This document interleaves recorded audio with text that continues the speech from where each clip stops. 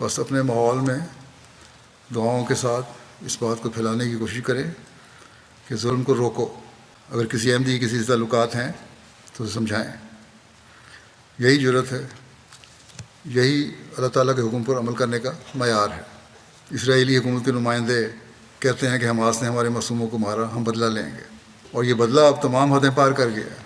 جتنی اسرائیلی جانوں کا نقصان ہوا ہے جو بیان کی جاتی ہیں، اس سے 4-5 گنا زیادہ فلسطینی جانوں کا نقصان ہو چکا ہے. اگر حماس کو ختم کرنے کا ٹارگٹ ہے ان کا، جیسے یہ کہتے ہیں، تو پھر ان سے دو بجوگ جنگ کریں. عورتوں، بچوں، بوڑھوں کو کیوں نشانہ بنا رہے ہیں؟ پھر پانی، خوراک، علاج سب سے محروم کر دیا لوگوں کو. حقوق انسانی اور جنگوں کے اصول کے تمام دعوے یہاں آ کر ان حکومتوں کے ختم ہو جاتے ہیں. ہاں، بعض اس طرف توجہ بھی دلاتے ہیں